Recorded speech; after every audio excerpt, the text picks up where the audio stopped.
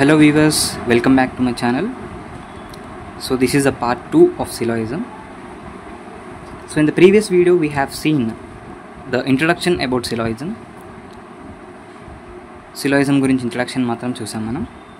So statements ఎన్ని types ఉంటాయి, వాల్యూస్ని ఎలా అసైన్ చేసుకోవాలి సబ్జెక్ట్ ఆబ్జెక్ట్కి, ఒక ఇచ్చిన స్టేట్మెంట్ని పాజిటివా నెగిటివ్ అని ఐడెంటిఫై చేయాలనేది చూసాం. సో సబ్జెక్ట్ వాల్యూ 50, 100 ఎప్పుడు తీసుకోవాలి, ఆబ్జెక్ట్ వాల్యూ 50, 100 ఎప్పుడు తీసుకోవాలి, ఎలా తీసుకోవాలి, ఈ వాల్యూస్ ఎలా అసైన్ చేసుకోవాలి అనేది మనం ప్రీవియస్ వీడియోలో చూసాం. సో ఎవరైతే ప్రీవియస్ వీడియోలో చూడలేదో ఆ ఇంట్రడక్షన్ వీడియో మళ్ళీ ఒకసారి చూసేసి ఈ వీడియోకి వచ్చేయండి. అప్పుడు మీకు క్లారిటీగా అర్థమవుతుంది, లైక్ ఒక రూట్ అనేది మనకు అర్థమవుతుంది. So today we are going to see type 1 of syllogism, that is single statement based syllogism. So మనం క్వశ్చన్ చూస్తూ ఎక్స్ప్లెయిన్ చేసుకుందాం. సో టైప్ 1 వచ్చేసి ఏంటి, సింగిల్ స్టేట్మెంట్ బేస్డ్. సో ఒక క్వశ్చన్ చూద్దాం. అంటే మనకి క్వశ్చన్లోనే అర్థమవుతుంది కదా, స్టేట్మెంట్లోనే సింగిల్ స్టేట్మెంట్ అని. సో మనకి ఒక సింగిల్ స్టేట్మెంట్ ఇస్తారు, ఎన్నైనా ఇవ్వచ్చు కంక్లూషన్స్. ఆ కంక్లూషన్స్తో మనం ఇచ్చిన స్టేట్మెంట్తో రిలేషన్ ఫైండ్ అవుట్ చేయాలి. ఏ కంక్లూషన్ ట్రూ అవుతుందో మనం ఐడెంటిఫై చేయాలి. సో చూడండి, ఇక్కడ స్టేట్మెంట్ ఏమి ఇచ్చారు, ఆల్ ఏ ఆర్ బి అన్నారు.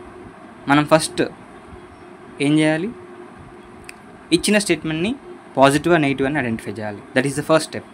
సో మనకి ఆల్ ఉంది కదా, ఆల్ అంటే ఏంటి, యూనివర్సల్ స్టేట్మెంట్. యూనివర్సల్ కాబట్టి, అంటే ఆల్ అంటే పాజిటివ్ కాబట్టి, సో దిస్ ఈస్ పాజిటివ్. మనం ఆల్రెడీ నిన్న డిస్కస్ చేస్తాం, ఆల్ కానీ సమ్ కానీ వస్తే పాజిటివ్, నో కానీ సమ్ నాట్ కానీ వస్తే negative. That is clear, right? So all మనకి పాజిటివ్ కాబట్టి పాజిటివ్ తీసుకున్నాం, అయిపోయింది. సో మనం నెక్స్ట్ వాల్యూస్ అసైన్ చేసుకోవాలి. సో మనకి ఇక్కడ ఆల్ యూనివర్సల్ కదా, 100 వేసుకోవాలి. సబ్జెక్ట్ యూనివర్సల్ అయితే ఏమని చేసుకోవాలి, 100 వేసుకోవాలి. ఇక్కడ ఆబ్జెక్ట్ ప్లస్ ఉంది కాబట్టి 50 వేసుకోవాలి. అదే నెగిటివ్ ఉంటే 100 వేసుకోవాలి, రైట్? ఇక్కడ యూనివర్సల్ ఉంటే 100, పర్టికులర్ ఉంటే 50.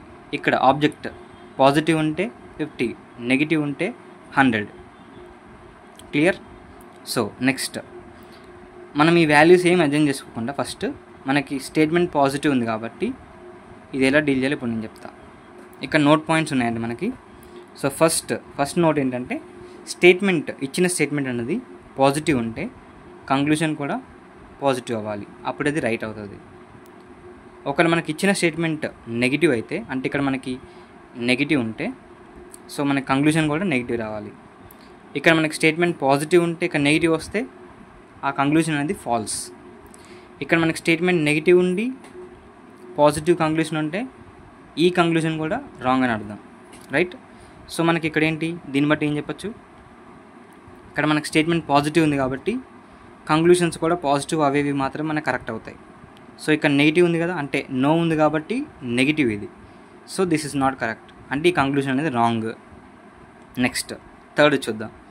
ఇక్కడ నాట్ ఉంది, సమ్ నాట్ అంటే ఏం చెప్పాం మనం, నెగిటివ్ అని చెప్పాం. ఇక్కడ పాజిటివ్ స్టేట్మెంట్కి నెగిటివ్ స్టేట్మెంట్ వస్తుందా, నెగిటివ్ కంక్లూషన్ రాదు. So this conclusion also not follows. So first option, third option మనం ఈ లాజిక్తోనే ఎలిమినేట్ చేసేసాం. అంటే 1 కంక్లూషన్ 3 కంక్లూషన్ అనేది ఫాల్స్ అవుతుంది. నెక్స్ట్ సెకండ్ కంక్లూషన్ చూద్దాం. ఇప్పుడు సమ్ అనేది ఏంటి, పాజిటివ్ అని చెప్పుకున్నాం. సో పాజిటివ్ అంటే ఇది ట్రూ అయ్యే ఛాన్స్ ఉంది, ఇంకా మనం కన్ఫర్మ్ చేసుకోలేదు, ట్రూ అయ్యే ఛాన్స్ ఉంది. సో ఇప్పుడు మనం వాల్యూస్ బట్టి తీసుకోవాలి. ఆ వాల్యూస్ బట్టి ఎలా తీసుకోవాలని ఇప్పుడు ఇంకో నోట్, సెకండ్ పాయింట్. సో మనకి వాల్యూ అనేది 50 ఉంది అనుకోండి స్టేట్మెంట్లో ఒకవేళ బి వాల్యూ ఉంది, బి 50 ఉంది కదా.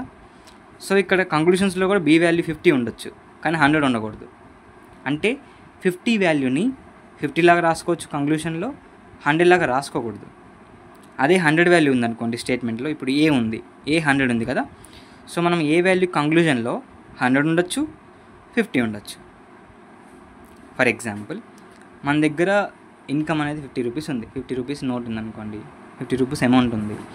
మనం 50 రూపీస్ని స్పెండ్ చేస్తాం కానీ 100 రూపీస్ని స్పెండ్ చేయం కదా. అలాగే మనకి 100 రూపీస్ ఉంటే 50 రూపీస్ స్పెండ్ చేసుకోవచ్చు, 100 రూపీస్ స్పెండ్ చేసుకోవచ్చు. అంటే మ్యాక్సిమం అమౌంట్ అనేది స్పెండ్ చేసుకోవచ్చు.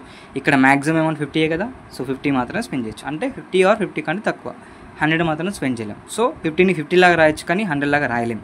సో 100ని కూడా 50 లాగా రాయొచ్చు కానీ 100 లాగా కూడా రాసుకోవచ్చు. సో చూడండి, ఇక్కడ ఫస్ట్ వచ్చేసి మనం పాజిటివ్ నెగిటివ్లతో కంక్లూషన్స్ని ఎలిమినేట్ చేసేసాం. సెకండ్ స్టెప్ ఏంటంటే ఇక్కడ వాల్యూస్ అసైన్ చేసుకున్నాం కదా, ఏ వాల్యూ 100, బి వాల్యూ 50 అనేది. సో ఇక్కడ సమ్ అన్నాం కాబట్టి సమ్ అనేది పర్టికులర్ స్టేట్మెంట్ కాబట్టి సబ్జెక్ట్ పర్టికులర్ స్టేట్మెంట్ ఉంటే 50 వేసుకోవాలి. ఇక్కడ ప్లస్ అన్నాం కదా, ప్లస్ అంటే ఏంటి, ఆబ్జెక్ట్ వాల్యూ 50 ఉండాలి. సో ఇది 50, ఇది 50. ఇప్పుడు మనం ఏ 50 ఉండొచ్చా, ఇక్కడ 100 ఉంది కదా, 100ని 50 లాగా రాసుకోవచ్చు, 100 లాగా రాసుకోవచ్చు కదా. సో 50 లాగా రాసుకోవచ్చు కాబట్టి 50 లాగా రాసుకోవచ్చు దీన్ని, అంటే ఇది true, right. Next B value 50 లాగా రాసుకోవచ్చా, ఇక్కడ 50 ఉంది, 50ని 50 లాగా రాసుకోవచ్చు కదా. సో రాసుకోవచ్చు, అంటే రెండు కంక్లూషన్స్ ట్రూ అయ్యాయి కదా, అంటే రెండు వాల్యూస్ సాటిస్ఫై అయ్యాయి కదా, అండ్ పాజిటివ్కి పాజిటివ్ వచ్చింది కదా. సో ఈ కంక్లూషన్ అనేది ఫాలో అవుతుంది. So answer is only conclusion 2 follows. So మీకు ఆ కాన్సెప్ట్ అర్థమై ఉంటే సో ఈ స్టేట్మెంట్ ఒకసారి సాల్వ్ చేయండి ఈ క్వశ్చన్ని. సో క్వశ్చన్ ఏమి ఇచ్చారు, స్టేట్మెంట్ వచ్చేసి ఆల్ హ్యూమన్స్ ఆర్ మోర్టల్ అంటున్నాం. Conclusions, some humans are mortal, some humans are not mortal, no human is mortal. So options వచ్చేసి only 1 follows, only 2 follows, none of the conclusion follows. So answer this in comment section.